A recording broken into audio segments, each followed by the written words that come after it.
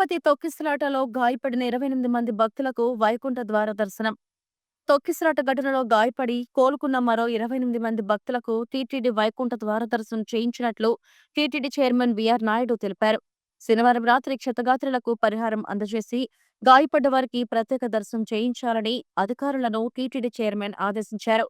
Chairman ఆదేశాల ప్రకారం ఆదివారం బాధిత భక్తులకు ప్రోటోకాల్ బ్రేక్ దర్శనం చేయించారు. నేను విశాఖపట్నం నుంచి వచ్చానండి. నా పేరు నాగరాజ్ అండి. మా మిస్సెస్ అండి ఈశ్వరమ్మ అండి. మా అబ్బాయి సిద్ధార్థ్ అండి. మేము వైకుంఠ దర్శనం కోసం టికెట్ల కోసం లైన్లో ఉన్నామండి. ఏదో యాదృచ్ఛికంగా ఆ తొక్కిసలాట జరగడం వల్ల బాగా డ్యామేజ్ అయిపోయామండి బాగాను.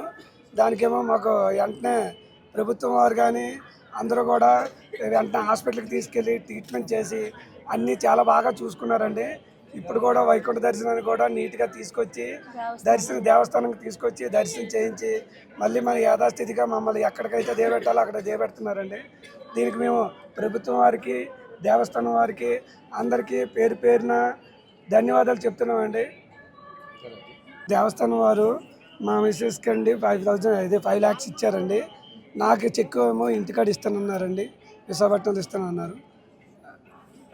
దానికి మేము గవర్నమెంట్ వారు సీఎం గారు అయితే ఏదైతే ప్రకటించారో యథావిధిగా మాకు డబ్బులు అందించారండి. దానికి మేము శతవిధాలా అందరికీ నమస్కారం చేసుకుంటున్నాం. వచ్చాను.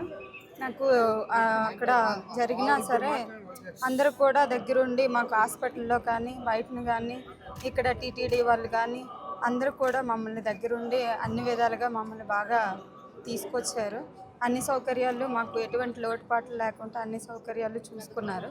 టీటీడీ వాళ్ళు మాకు రాత్రి 5 లక్షల రూపాయలు నాకు ఇవ్వడం జరిగింది. దానికి నేను వాళ్ళకి గవర్నమెంట్ వాళ్ళకి టీటీడీ వాళ్ళకి అందరికీ నేను రుణపడి ఉంటాను.